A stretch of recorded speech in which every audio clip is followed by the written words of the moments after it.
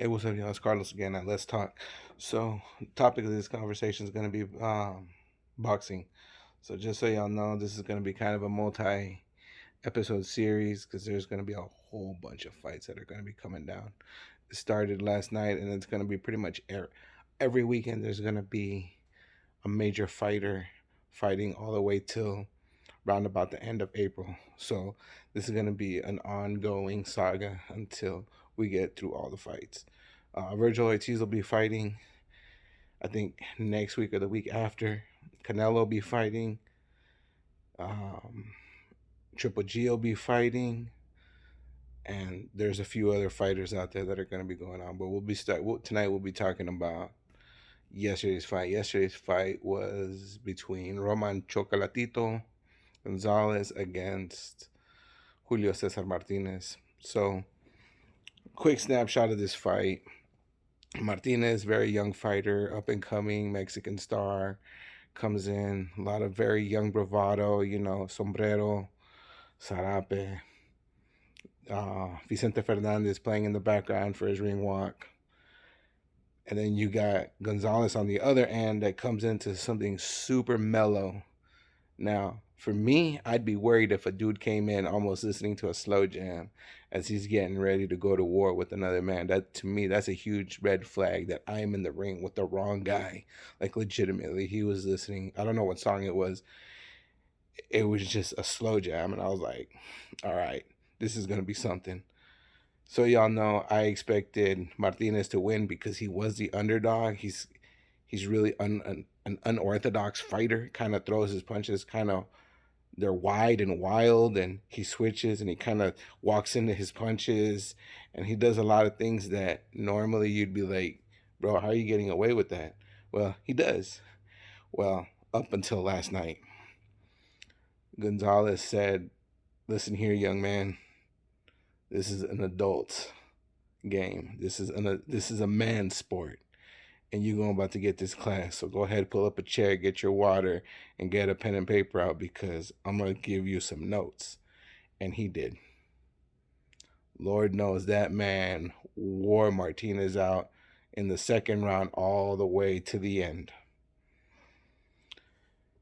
Punch selection was completely in favor of Gonzalez. His ability to stay calm when Martinez was essentially flailing at him and trying to brawl with him, cool as the other side of the pillow.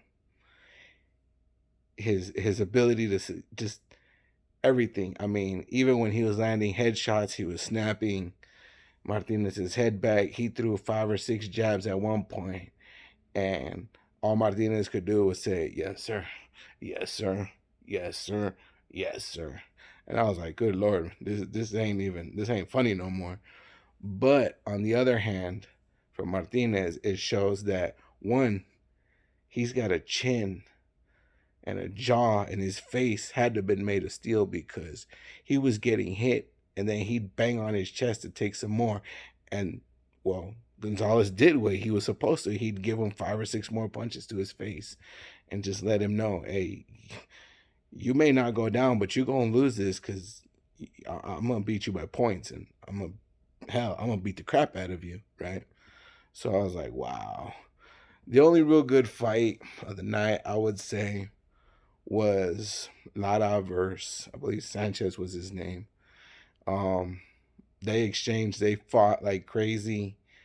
Lara got knocked down once, and then he came back and he just KO'd Sanchez. I believe that was his name, Emilio Sanchez, if I remember correctly.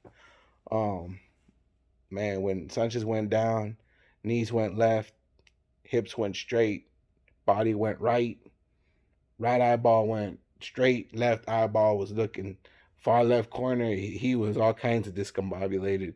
He was so out of it that the ref tripped over him trying to stop the fight. It was ugly. It was not pretty.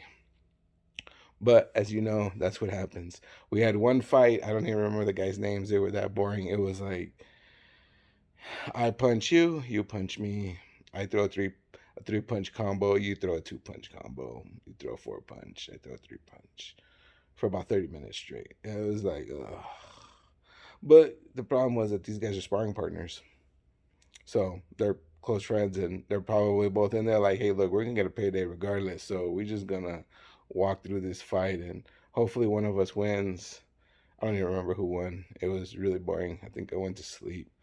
I don't remember anything else, but like 30 minutes of filler.